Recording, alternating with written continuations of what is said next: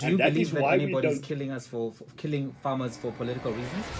There are instances where you can go and read in the newspaper. Do you deny white genocide? No such thing as a farm Do murder. you deny white genocide? Here, for all of the listeners, yes, of course. Is it fake news? We've written it in articles. Okay. We've written it in. AfriForum makes this the domestic invasions which happen on farm. They make it an ideological and political thing. And what this signals to their community, it's as if there is an agenda to kill white people by criminals on the basis of land dispossession issues. So this is part of their Project Fear. Now, they distance themselves from white genocide, which we all know is a fake news narrative that unfortunately ended up on Fox News and convincing even Donald Trump and also the Australian Home Affairs Minister Peter Dutton, who all bought into this narrative that was spread by AfriForum affiliates such as Solidarity and the Sudlanders. But even the narrative around farm murders, which they've watered it down. So instead of giving you the full undiluted oros, what they did is that they diluted it and they said, listen, okay, you didn't buy white genocide. Here's farm murders. It's the same thing. It has the same impact on their community. And that impact is to create a culture of fear. Now, don't get me wrong. Murder is the worst thing that can possibly happen to anybody. It's happened to a lot of South Africans. We live in fear in this country every day. But there is no direct attempt to kill white people by black people on the basis that they are white. That doesn't exist in this country, and that's the bottom line. There's been no proactive action by AfriForum to provide social redress to black communities. So what do I mean by this?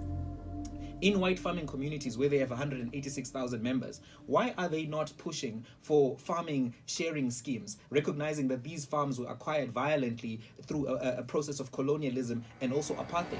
Why are they not providing education scholarships to black people? If they do indeed believe in social justice and interest of justice, they would be doing these things. They don't do these things, and that for me is the proof of the pudding. Moving forward into farm murders, I never said you guys use the rhetoric of white genocide, but the narrative of farm murders is right adjacent to the narrative of white genocide. They are like cousins, and what they do, these narratives, is they create a category of crime that does not exist. They create a category of crime called farm murder, which is not a real thing, and also they create it on the basis of a narrative that they're trying to push, a narrative that seeks to say that black people are trying to kill white people and remove them from farming land violently, as if there's an ideological and political agenda behind the crime that happens on farms. Sure, most of the farms are owned by white people, so if there are house invasions,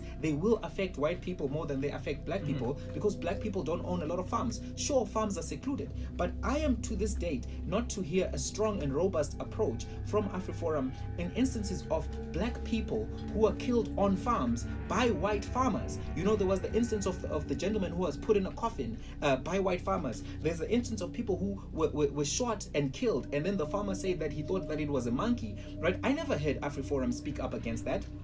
So the idea that this existence of white farmer-directed killings is one that is designed as part of Project Fear. What is Project Fear? It's a deliberate and repetitive attempt to keep telling white people that you are under attack, that the blacks are coming to get you, they're coming to kill you, not necessarily as part of the crime wave that happens in South Africa. Quickly, how do you balance that with what Kali is saying, that after the announcement that they'll be assisting the Meyiwa family with the investigation, that they received close to 100 cases from the black community? So, you know, we can look at these things separately. I told you that all of this is blackwashing. So, of course, desperate people will go to anybody who's willing to help them, right? If I'm desperate, I'll take money from anybody. That doesn't mean that the people that I took money from are all of a sudden squeaky clean. So we can say to AfriForum, well done for this thing that you have done. And I'm happy to say it's a good thing. Senzo Meyiwa's family deserves justice. However, it's a good thing that is in pursuit of an agenda that is nefarious. Please like and subscribe.